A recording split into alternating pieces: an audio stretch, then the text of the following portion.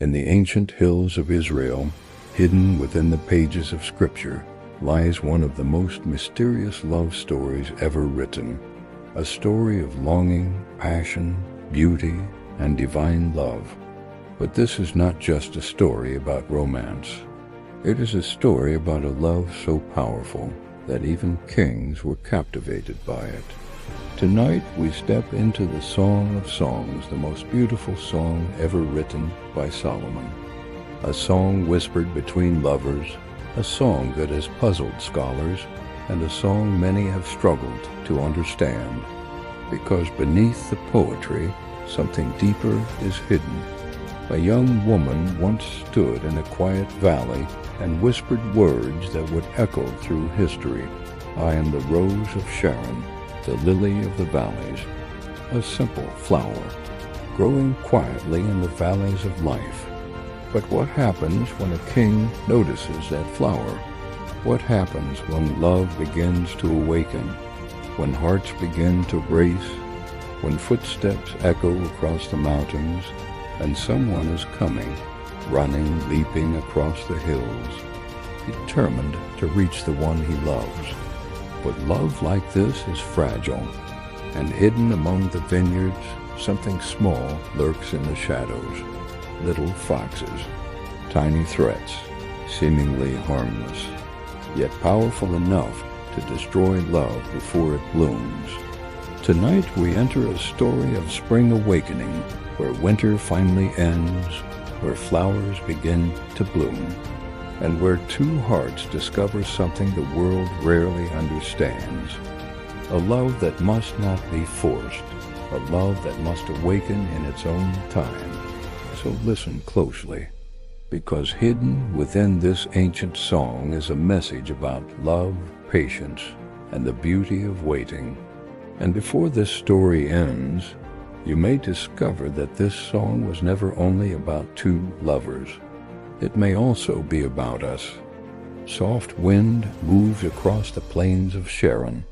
Golden light stretches across endless fields where wild flowers bloom quietly under heaven's gaze.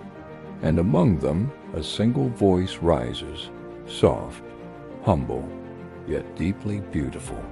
I am only a rose of Sharon, a lily of the valleys, not the flower of royal gardens, not the prized blossom of kings, but a small flower growing in the unnoticed places of the earth. Hidden, simple, growing in the difficult valleys where few care to look, yet heaven itself pauses to admire it. For sometimes the most extraordinary beauty grows in the most unexpected places. Then a voice answers her, not from the crowd, not from distant admirers, but from the heart of the king himself, Solomon, the wisest ruler of Israel. Yet in this moment he speaks not as a king, but as a man captivated by love. And he says gently, like a lily among thorns, so is my beloved among the daughters. In a world filled with noise, she is quiet beauty. Among thousands, she alone shines, like a delicate lily rising among thorns, untouched, rare, chosen. But the young woman's heart speaks again, and now her voice carries excitement, wonder, and longing. Like an apple tree among the trees of the forest, so is my beloved among the suns. In a forest of ordinary trees, one tree stands different, a tree that gives fruit, shade, life, and beneath that tree she finds rest. Under his shadow I delighted to sit, safe, protected, in the sweetness of his presence. His fruit was sweet to my taste. Love has become her shelter. Then the moment changes. The shepherd leads her forward into a great hall, a place of celebration. He brought me to the banqueting house, tables filled with fruit, music echoing through the chambers, golden lamps flickering along the walls. But above everything, one banner rises. A banner not of war, not of power, but of something far greater. His banner over me was love, But love, when it becomes too powerful, can overwhelm the heart. Her voice trembles.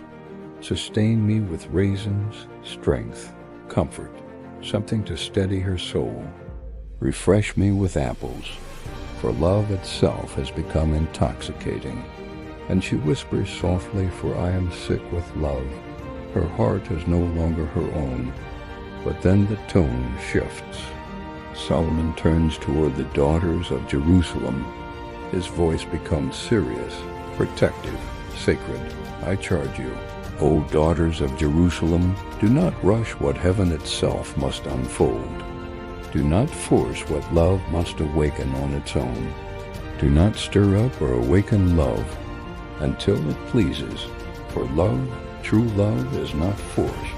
It rises in its own time, like the sunrise. And then, suddenly, her heart begins to race. She hears something, a sound in the distance, footsteps across the hills, and she whispers with excitement, the voice of my beloved. He is coming, leaping across the mountains, bounding over the hills like a gazelle. Nothing can slow him. Nothing can stop him. Love itself is running toward her.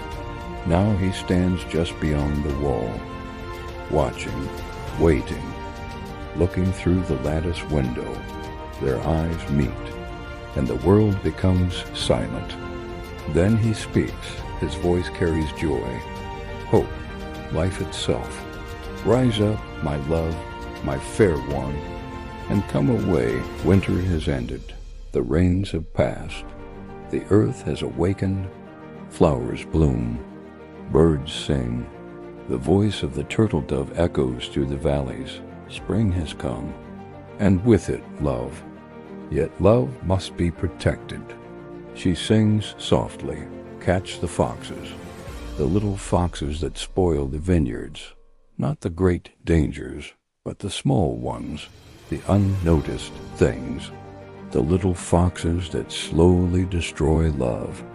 And as evening falls, her voice grows soft again. My beloved is mine, and I am his, a covenant of hearts, unbreakable. Yet the mountains still stand between them.